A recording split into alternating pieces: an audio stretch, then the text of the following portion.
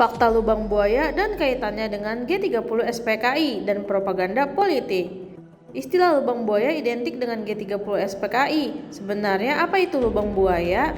Berikut rangkuman fakta lubang buaya yang diambil dari beberapa sumber, salah satunya website jurnal ilmiah Sintesis. Dalam abstrak di salah satu jurnal ilmiah berjudul Lubang Buaya Mitos dan Kontra Mitos, terbitan Program Studi Sastra Indonesia Fakultas Sastra Universitas Sanata Dharma Yogyakarta itu disebutkan bahwa istilah lubang buaya kerap muncul di masa pemerintahan Orde Baru.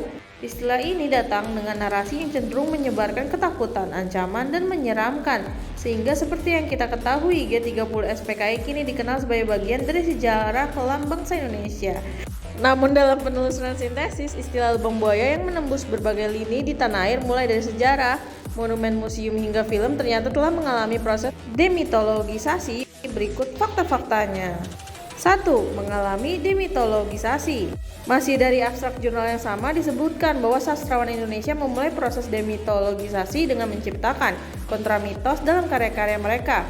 Sementara itu, demitologisasi adalah istilah yang digunakan oleh teolog bernama Rudolf Bultmann untuk melukiskan suatu cara agar kebenaran dasar Injil dapat diterima oleh orang-orang modern.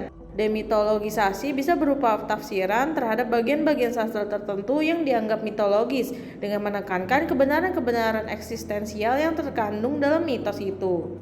Mengandung propaganda politik. Peristiwa lubang buaya mengandung mitos yang memiliki unsur propaganda politik. Tujuannya agar peristiwa lubang buaya dan G30S akan tetap dikenang sebagai tragedi nasional. Seiring berjalannya waktu, generasi muda kini mulai terbuka untuk mempelajari pengalaman masa lalu, dan hal ini perlu dilakukan agar kita bisa membuka fakta lubang buaya. Ketiga, lubang buaya adalah nama kelurahan. Nama lubang buaya diambil dari sebuah sumur yang terletak di Kelurahan Lubang Buaya, Kecamatan Cipayung, Jakarta Timur. Dulunya di lokasi ini terkenal karena adanya penampakan buaya putih hingga diyakini sebagai sarang buaya. Kawasan itu kini sudah diubah menjadi kompleks monumen Pancasila Sakti yang berisi Museum Paseban dan museum lainnya terkait dengan peristiwa ini. Itulah fakta lubang buaya yang diambil dari berbagai sumber.